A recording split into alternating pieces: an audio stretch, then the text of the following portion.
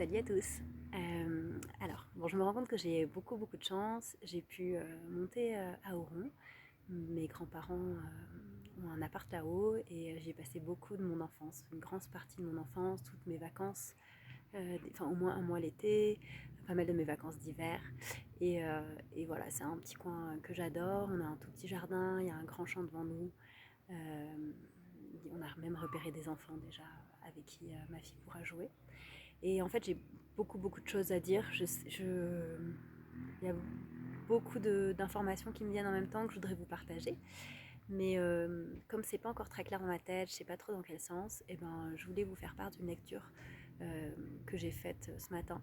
J'ai réouvert un livre qui s'appelle Manuel du gardien de la lumière de Paulo Coelho, que j'ai lu souvent par intermittence. J'ai pris une petite page par-ci par-là. Mais là, je voudrais lire le prologue parce que je trouve assez d'actualité et peut-être ça pourra vous aider. De la plage, à l'est du village, on aperçoit une île où se dresse un temple gigantesque, aux innombrables cloches, dit la femme. Le petit garçon ne l'avait jamais vue dans les environs. Il remarqua qu'elle portait des vêtements étranges et qu'un voile recouvrait ses cheveux. Connais-tu ce temple lui demanda-t-elle. Va le voir et tu me diras comment tu le trouves. Séduit par la beauté de la femme, l'enfant se rendit à l'endroit indiqué.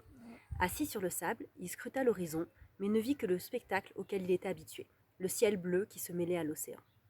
Déçu, il marcha jusqu'au hameau voisin et il demanda aux pêcheurs s'ils avaient entendu parler d'une île et d'un temple.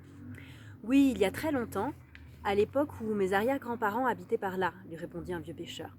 Mais un tremblement de terre s'est produit et l'île a été engloutie. Pourtant, même si nous ne pouvons plus la voir, il nous arrive encore d'entendre des cloches du temple, lorsque le balancement des vagues dans les profondeurs marines les fait sonner. L'enfant retourna sur la plage et il tendit l'oreille. Il attendit ainsi toute l'après-midi, mais il ne perçut que le bruit des vagues et les cris des mouettes. Quand ce fut la nuit, ses parents vinrent le chercher.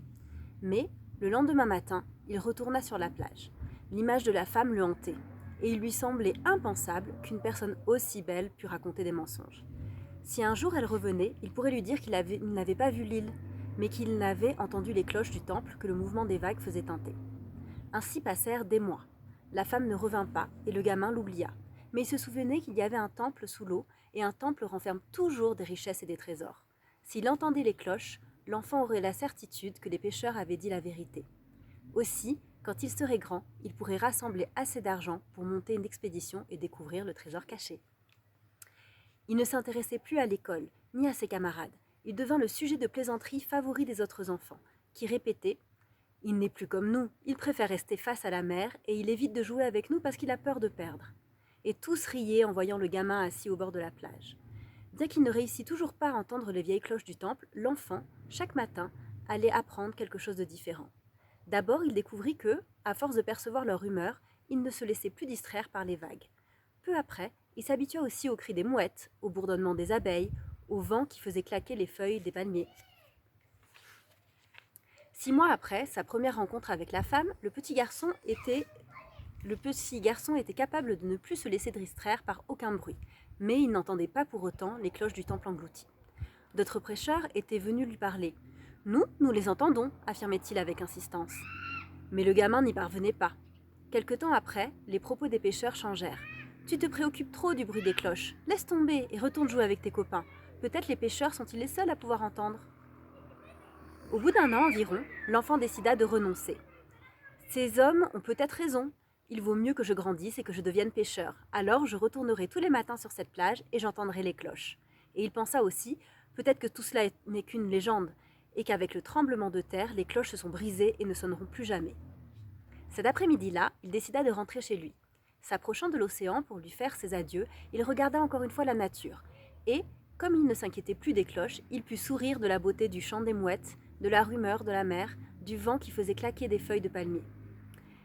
Il écouta au loin les voix de ses amis qui s'amusaient et se sentit joyeux de savoir qu'il pouvait retourner au jeu de son enfance.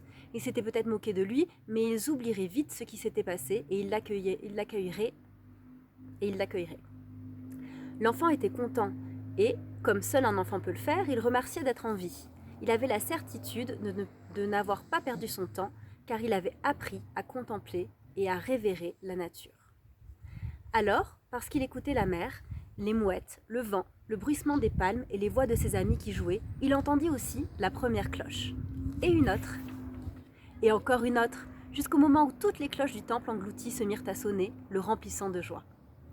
Des années plus tard, alors qu'il était devenu un homme, il revint au village de son enfance. Il n'avait nulle intention de repêcher quelques trésors enfouis au fond de la mer. Peut-être tout cela avait-il été le fruit de son imagination enfantine. Et peut-être même n'avait-il jamais entendu sonner les cloches englouties. Cependant, il décida de se rendre sur la plage pour écouter le bruit du vent et le chant des mouettes. Quelle ne fut pas sa surprise lorsqu'il aperçut, assise sur le sable, la femme qui lui avait parlé de l'île et de son temple.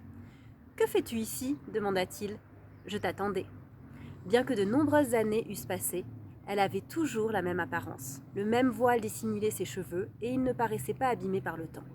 Elle lui tendit un cahier bleu dont les feuilles étaient vierges. « Écris.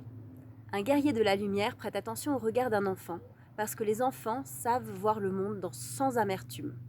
Lorsqu'ils désirent savoir si une personne est digne de confiance, ils la regardent avec des yeux d'enfant. Avec les yeux d'un enfant. Qu'est-ce qu'un guerrier de la lumière ? Tu le sais, répondit-elle en souriant. C'est celui qui est capable de comprendre le miracle de la vie, de lutter jusqu'au bout pour ce en quoi il croit, et, alors, d'entendre les cloches que la mer fait retentir dans ses profondeurs. Jamais il n'avait jugé qu'il était un guerrier de la lumière. La femme parut deviner ses pensées.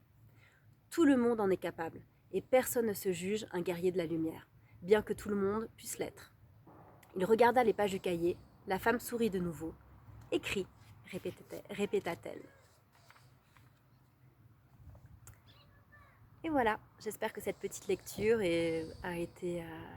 vous portera autant de chaleur et de joie qu'elle m'en a apporté. Voilà, moi pour ma part, j'ai décidé pendant ce confinement de me couper un petit peu de mon quotidien plutôt que de le vivre tout le temps et d'aller un petit peu plus à mon rythme, au rythme de ma fille aussi. Et puis de me servir de ce que j'ai autour de moi pour créer, pour apprendre et pour faire plein de choses super cool. J'entends ma petite puce qui appelle, donc je vais aller la voir. Elle se réveille de sa sieste elle aussi. À bientôt!